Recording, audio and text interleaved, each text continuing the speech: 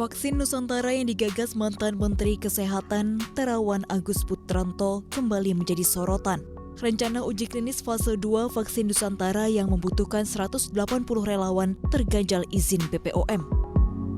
Otoritas menilai, uji klinis fase 1 vaksin Nusantara belum sesuai kaidah penelitian. Misalnya, uji klinis tahap pertama vaksin Nusantara tidak melalui uji praklinik terhadap binatang dan langsung kepada manusia.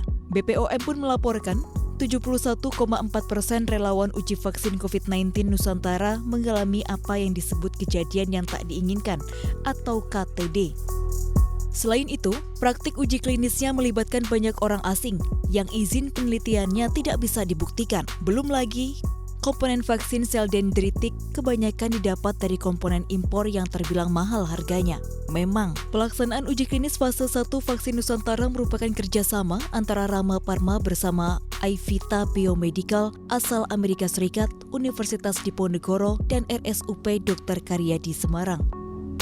Ada pelaksanaan uji klinik yang tidak memenuhi standar-standar yang sudah tahapan-tahapan tadi ya, harus preklinik dulu, kemudian baru uji klinis, dan harus memenuhi poin-poin dalam protokol atau poin-poin dalam PPK, tapi tidak dilakukan, tentunya akan mengalami masalah sendiri begitu, dan akan kembali lagi ya. Jadi sebetulnya tahapan-tahapan tersebut itu tidak bisa diabaikan ya, dan pengabaian itu sangat banyak sekali aspeknya di dalam pelaksanaan uji klinik fase 1 dari vaksin dendritik ya. Dan itu sudah disampaikan pada tim peneliti, karena Badan POM tidak akan pernah pilih ya, tidak pernah pilih kasih. Badan POM akan mendukung apapun bentuk riset ya. BPOM meminta pengembangan vaksin di stop sementara agar tim peneliti bisa melengkapi CPOB sehingga BPOM bisa merestui uji klinis tahap 2. Menariknya, DPR ikut-ikutan membela vaksin Nusantara. Mereka menuding BPOM menghalangi vaksin produk anak bangsa serta tak memberikan perhatian serupa seperti vaksin merah putih. Sama-sama kita menyepakati bahwa metode sel dendritik ini berpotensi menjadi vaksin yang baik. Adapun yang jadi catatan waktu itu cuma bagaimana teknis pelaporan data, tidak menyentuh kepada teknis penelitian lapangan. Artinya bahwa penelitian lapangan dikatakan atau dinilai cukup baik. Jadi ini persoalannya bukan pada persoalan teknis lapangan, tapi memang dengan segala macam cara kepala Badan POM akan menghambat. Kita ke Daeng Fakih.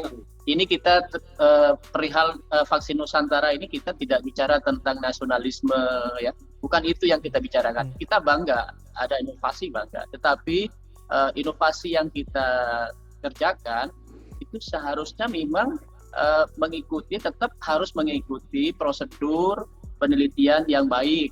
Nah, marilah kita ikuti arahan Badan POM, karena Badan POM ini yang memiliki otoritas mewakili negara, juga dimonitoring oleh WHO.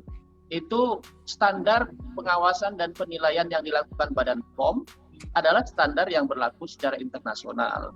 Di tengah kasak-kusuk ini, nyatanya proses pengembangan vaksin masih berjalan. Sejumlah anggota DPR mendatangi Rumah Sakit Pusat Angkatan Darat atau RSPAD Gatot Subroto pada Rabu 14 April untuk menjalani pengambilan sampel darah yang disebut sebagai rangkaian proses vaksinasi dari vaksin Nusantara.